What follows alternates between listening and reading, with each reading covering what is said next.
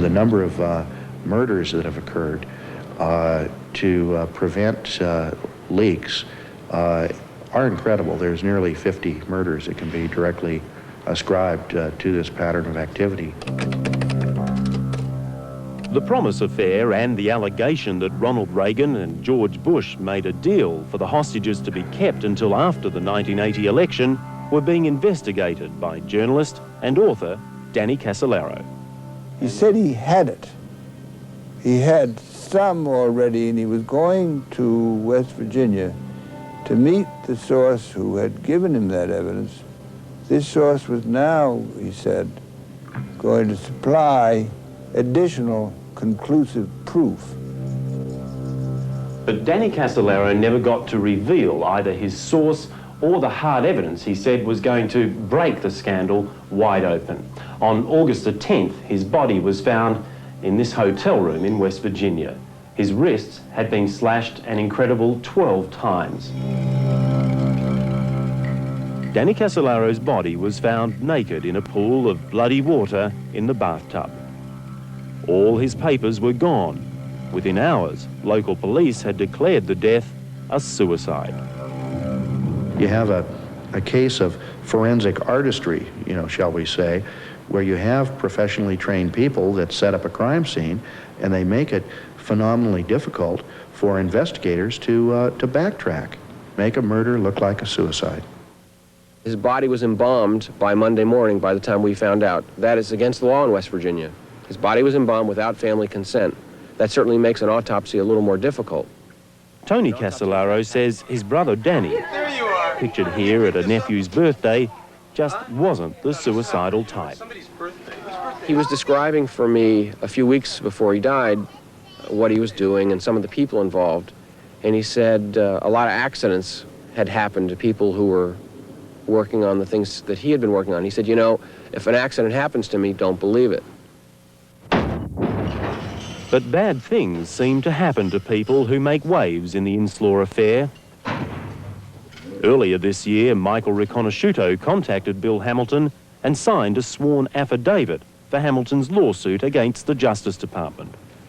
Do you believe Michael Riconosciuto did alter the software as he claimed he did? Yes, I do.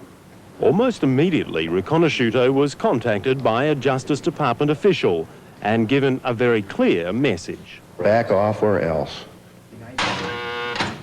Less than 2 weeks after that threat, Michael Riconosciuto was arrested on drug charges. My main concern right now is staying alive and protecting my family. Right. And remember Judge Basin, who found in favor of INSLAW against the Justice Department. Right. Well, a few months later, Judge Basin's reappointment to the bench, thought to be a formality, was blocked by the Justice Department. Yeah. His career has been destroyed. Would you still be a judge if you hadn't handed down the decision you did? I think I would be. I rendered the, quote, wrong decision in the case of INSLAW versus Department of Justice.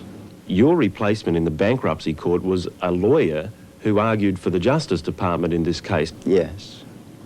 Does that smell? Is that worthy It's certainly an odd coincidence, isn't it? Every time you figuratively pick up a rock, in this case, you find maggots under it. Michael Holmes reporting on the saga that is now the subject of a U.S. congressional inquiry. Next up, South Africa's Attorney General Elliot Richardson, who now represents INSLAW, says there's only one way to find the truth.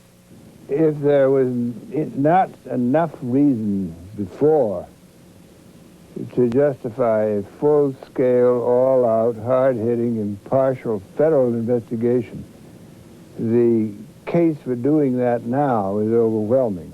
Former Attorney General Ed Meese disagrees. The question is whether there's any legal basis for it, and I think the people who have looked into it, including Attorney General Thornburg, have indicated there is no basis for it. And I would certainly have more confidence in Mr. Thornburg's judgment as an impartial person on the subject than I would Mr. Richardson, who's obviously a partisan and represents one of the parties.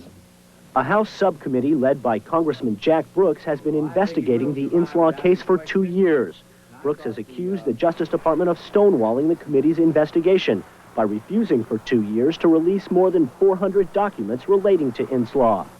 Faced with a subpoena, Attorney General Dick Thornburg finally produced some documents this summer, but told committee investigators some were either lost or stolen. Even President Bush is being questioned about INSLAW. They're fairly soon, I'd say. The INSLAW case, Mr. President. The INSLAW case. Are you going to I know his views on that. He doesn't have to explain. I know. What was the last? The Justice Department says it has been able to reconstruct 90% of the missing documents. But a source close to the Brooks Committee says there's no way to tell how many documents are missing or how important they are to solving the mysterious INSLAW case. Casey Wyand, CNN Business News.